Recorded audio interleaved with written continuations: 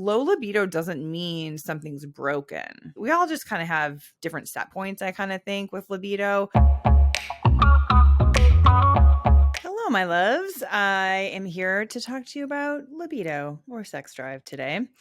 And this is one of the most common issues that sex therapists see in general, because usually you're either the partner that doesn't have much of a libido and you kind of miss feeling connected to your sexual energy, or you're totally fine not being connected to it, but your partner is not. Or you're the high libido, high sex drive partner, and you're kind of like, I don't get it. Like, what is going on with my partner? What do I need to do here? Like, do they not want me anymore? Is it me? Like, what's going on in our relationship? Is this just how it's going to be from now on? Like, how do I work with this? So this is a challenging issue that a lot of couples face. But I also want to mention, that it's an important issue even if you're single, right? I really view, and you're probably going to hear me say this over and over again throughout the podcast, but I really view sex drive and libido and sexual energy as life force energy. So it really fits with even the, diagnostic criteria of depression. If you can think of depression as kind of a dimming of our life force energy, one of the symptoms is loss of libido, right? And so I don't think that's a coincidence. And one of the things that I see working with clients that's been really interesting for me since, becoming, more and more of a specialist in sexuality is that when we shut down our emotions and when we think we're compartmentalizing, we're actually kind of putting like a numbing blanket, is the way I think of it, or like a dampening effect on all of our emotions. Or maybe just some extra ones that like we weren't trying to dampen. Like maybe we're just like, I don't want to feel sad.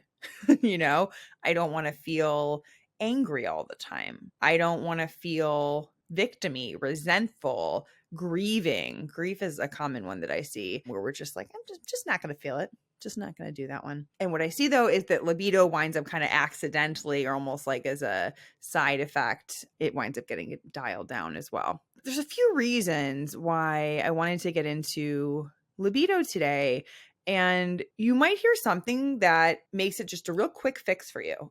You're like, oh, this is what I can do. Cool. But it can also be complex, and it's very holistic. And, my background before becoming officially certified as a sex therapist, I did a health coach training. I've been on my own health journey. I'm kind of a biohacker in my spare time. My friends joke about, how I need a red light therapy device to sponsor me because I'm talking about it all the time. It really lends itself to things like libido because, there's hormones involved and there's relationship stuff involved and there's emotions involved. And so there's, really such a spectrum and so many places we can look to try and figure out what's going on. So I will say you'll probably get some ideas from this podcast, but because I'm not, coaching you individually, you might be left with some more questions. So I am going to offer everybody my free guidebook on libido. It's called Mojo Magic. You can grab it at heathershannon.co/freebies.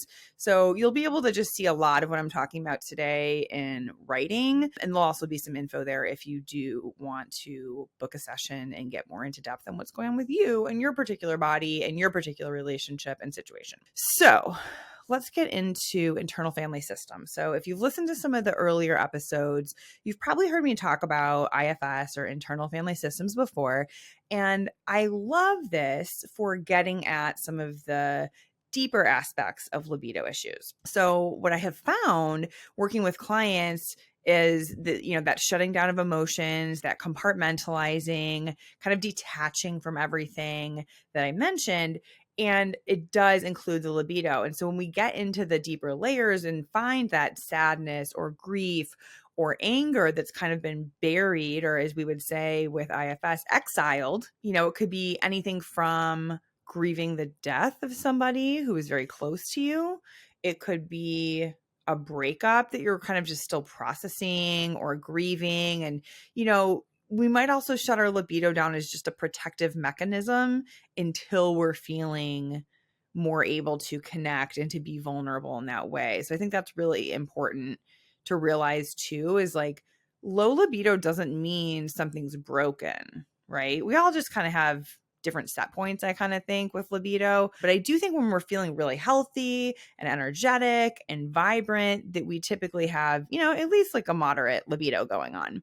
But when we're grieving, when we need to kind of go more within, when we're not feeling as safe being vulnerable, it makes sense that our libido would go down. And so I think it's really important that we don't look at it as like, oh, this is bad. I just need to like force my libido to be higher. And I just need to like hack this and figure out what things do I need to do to change.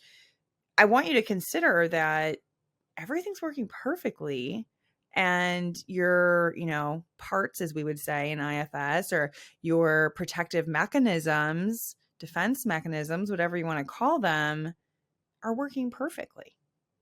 So keep that in mind, maybe start to get curious. Like, can you bring a gentle curiosity to, I wonder if there's a good reason why my libido has gotten lower.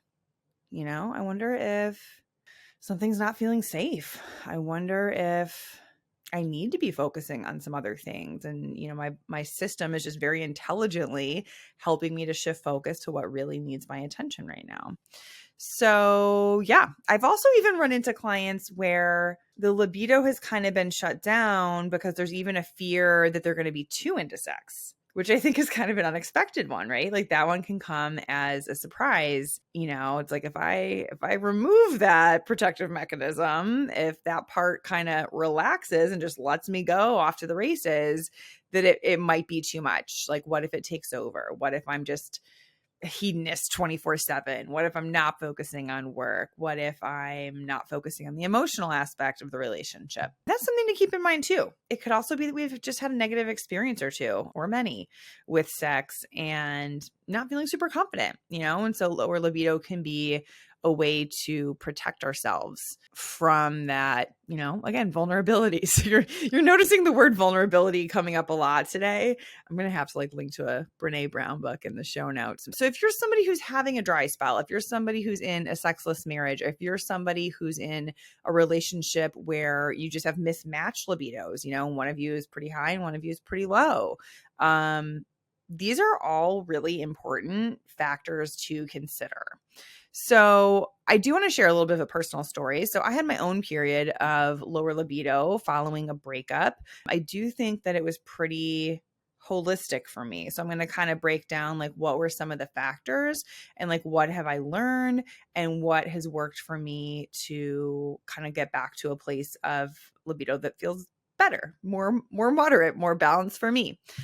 So initially after this breakup, it was a great relationship. Just weren't on the same page with some things. Initially, I went on some first dates pretty much right after the breakup. I was like, all right, let's just get back on the horse. And unfortunately, I found, 3 or 4 guys in a row on first dates just being kind of pushy sexually. I would say, don't grab my boobs and they're doing it anyways, or don't grab my butt and they're doing it anyways. And I just don't tolerate that. Nor do I think anyone should. So at that point, there was a little bit of a conscious choice. Like, okay, I'm going to give dating a break, focus on other areas of my life, kind of get past the breakup. But what I realized was time kept going by and I just was kind of avoiding this area of my life. And I think part of it was some different health issues I had going on where, I have some kind of food intolerance, autoimmune stuff. So that's part of the holistic aspect. So there's often a physical aspect going on.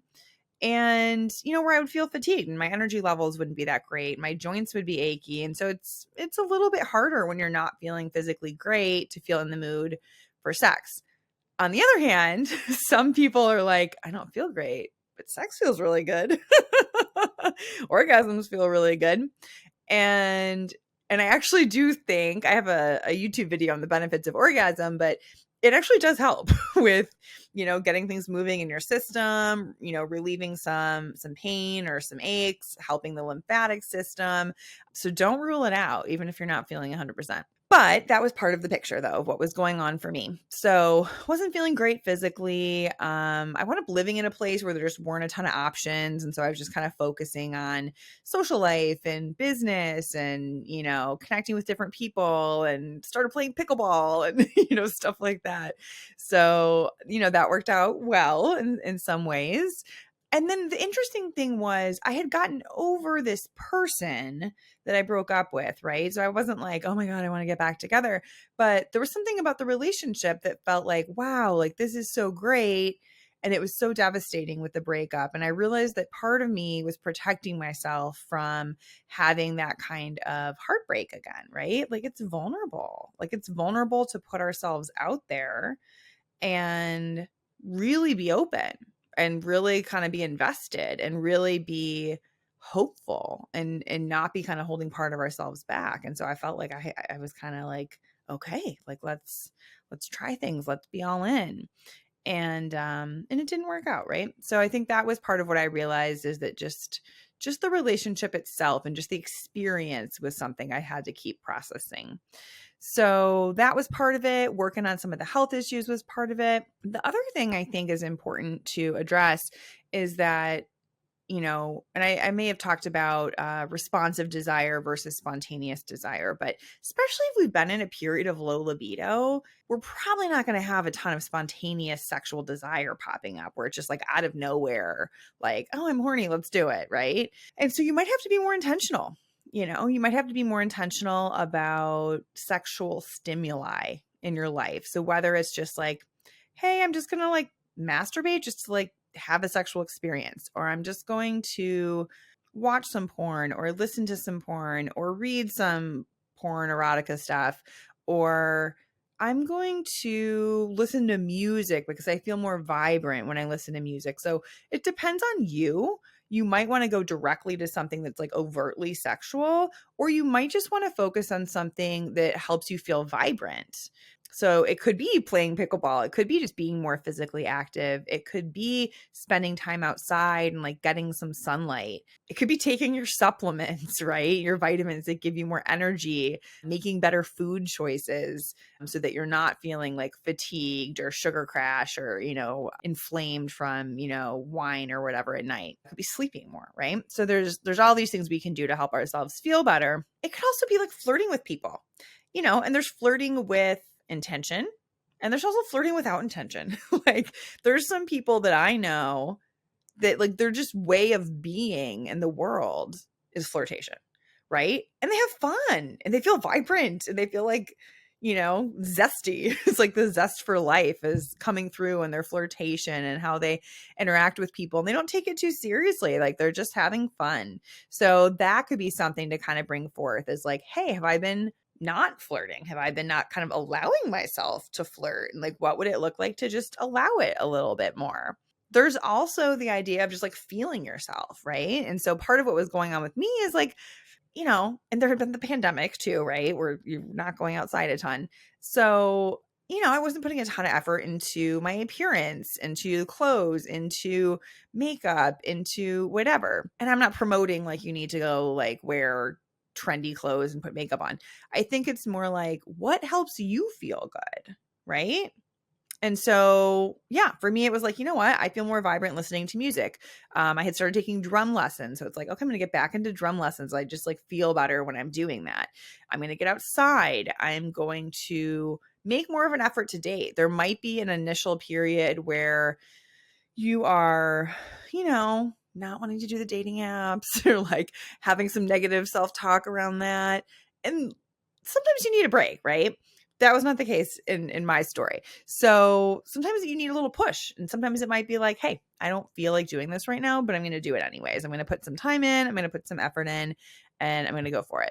Another thing I want to share from my story is being in alignment with yourself is also very relevant. So if you don't like your job and it's sucking the life out of you, it's probably not great for your libido. If you, in my case, we're living in Chicago and hate the winters, it's probably not great, right? So then I did move to Puerto Rico, felt a little bit more vibrant there. Now I'm living in Florida. That's feeling like the best fit so far. So sometimes there's a change you need to make in your life to feel more in alignment with yourself, and lack of alignment can also be linked to the depression, which we know is linked to low libido, right? So what I really want to drive home from this episode is look holistically at your life. What is draining you? What are you avoiding? What are you resisting? If you're in a relationship, what's going on in the relationship, right? Is that a factor? Are you arguing? Is there a betrayal from years ago that you never got over? And these are obviously things that, a coach or a therapist can help with as well if you're not sure. But I just kind of want to get you guys thinking outside the box. It can also be hormonal, right? Maybe you are breastfeeding. That actually tends to reduce libido. And I'm sure there's evolutionary reasons why. So there are some hormonal things going on. Maybe you've gone through menopause recently, and that's a factor, right? Maybe you've just had some life changes and you kind of need to settle in or make some adjustments to your new life stage. I see lower libidos a lot in people who have small kids. And it's just like they have so many new demands on their life that it can be really hard to address. The other thing I want to mention, so we talked about spontaneous and responsive desire.